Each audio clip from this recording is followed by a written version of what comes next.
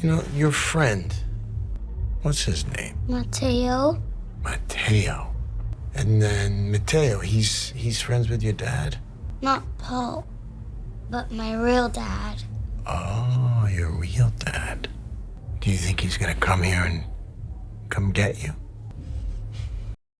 The movie opens in Hamburg, Germany, at the German National Opera, where an orchestra is preparing for rehearsal. Unnoticed by everyone inside, a group of armed gunmen approaches the building. The musicians begin playing as usual, completely unaware of the danger closing in. Moments later, the attackers storm in, firing shots into the air and taking control of the building. At the same time, a tactical response unit led by John arrives on the scene. As the situation unfolds, the gunmen begin live-streaming their takeover, demanding a massive ransom of $300 million. John orders his team to hold their fire and wait for the right moment, but things escalate quickly when the gang leader drags out a woman and executes her in front of everyone. That's enough for Matteo. He ignores orders and opens fire. With no other option, John commands the rest of the unit to engage. A full firefight breaks out, and the team efficiently takes down most of the attackers.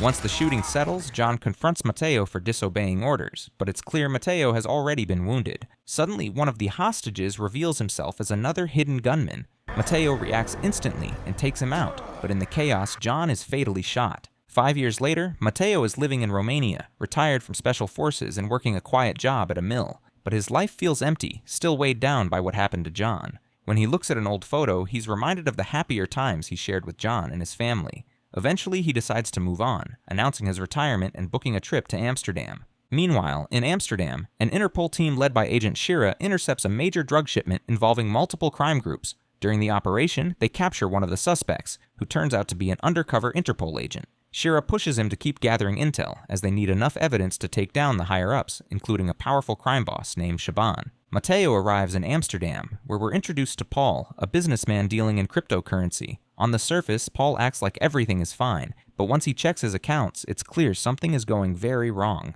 Matteo heads to John's former home, where he meets Angie, John's daughter. He asks her to call her mother, Helen, who is shocked to see him after all these years and invites him in. Inside, Matteo learns that Helen is now married to Paul. Tensions quickly rise as Helen confronts Matteo for not showing up to John's funeral, especially since they were like brothers. Matteo admits the truth, he feels responsible for John's death. But Helen shuts it down, making it clear she's moved on and doesn't want to revisit the past. Matteo decides to leave, but before he goes, Helen calls him back and asks him to stay a little longer.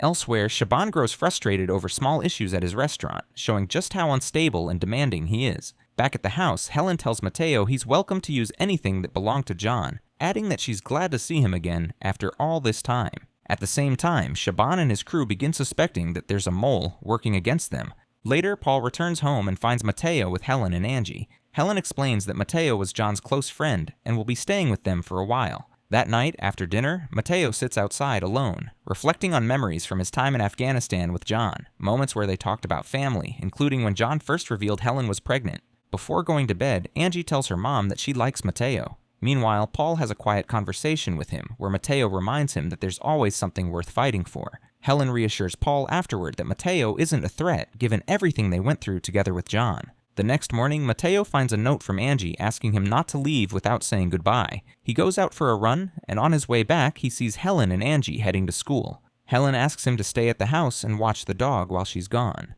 Meanwhile, Paul is visited by Shaban, who demands an explanation for 15 million euros that have gone missing. Paul tries to blame it on complications in the crypto market, promising he'll fix it soon. Shaban gives him one day, no more. As Shaban leaves, it becomes clear that both sides are watching each other. An undercover Interpol agent is tracking Shaban, but at the same time, Shaban's people are already aware they're being monitored. Feeling stuck in his quiet routine, Matteo tries to pass time doing carpentry until Helen invites him out with her and Angie. He spends the day with them, bonding, especially with Angie, while Paul, on the other hand, returns home clearly stressed. When Helen asks what's wrong, he brushes it off as work issues, hiding the truth about his situation with Shaban.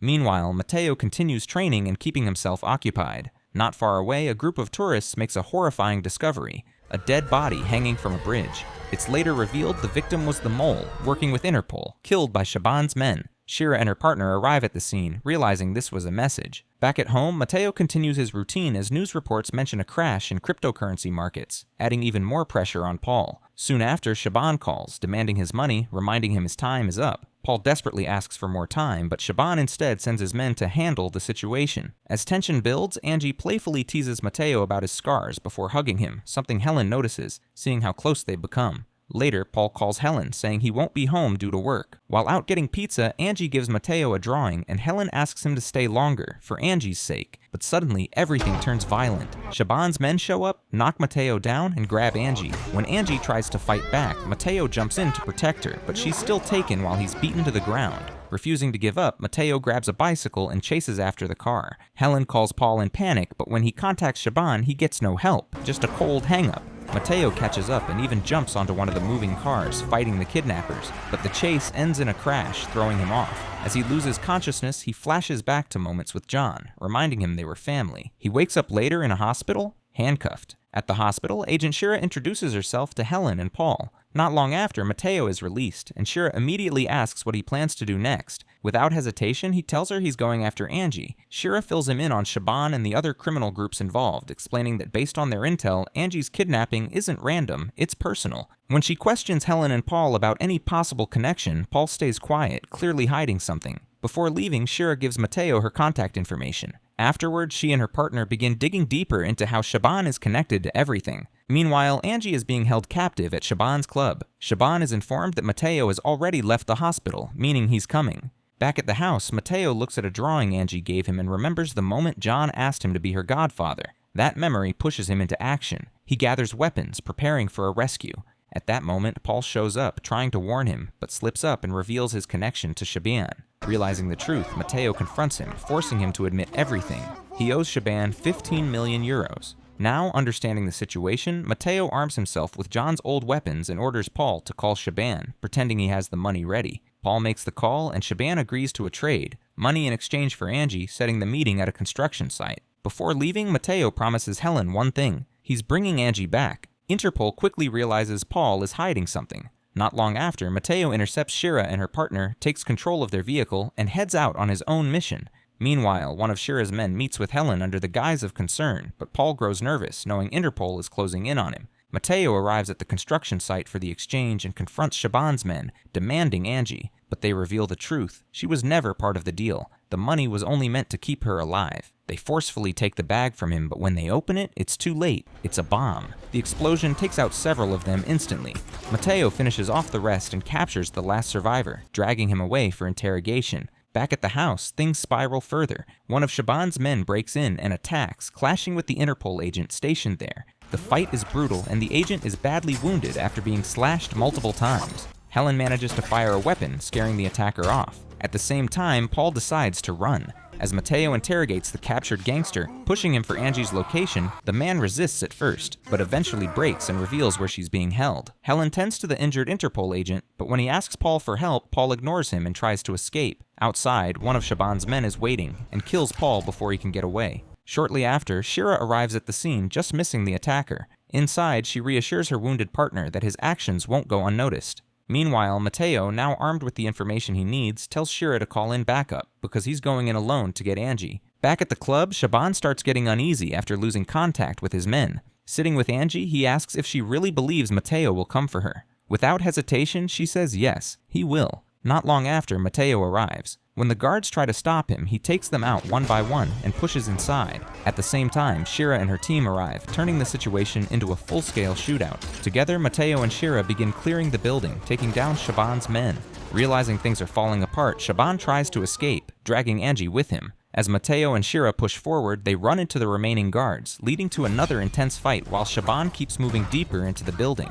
Eventually, Matteo breaks off on his own to go after him. He finally catches up, finding Shaban holding Angie at gunpoint. Shaban warns him not to come any closer or he'll kill her. In a split-second move, Matteo throws a blade straight into Shaban's chest, but not before Shaban manages to shoot him. Both men go down, but Matteo survives. Angie rushes to him, relieved he's still alive. 6 months later, Angie is living peacefully with Helen, wondering if Matteo will ever return. Meanwhile, Matteo is shown alone again, out on the water, drifting in isolation. At the hospital, Shira's partner is honored with a medal for his bravery, as Shira reminds him there's still more work ahead, and with that, the story comes to an end.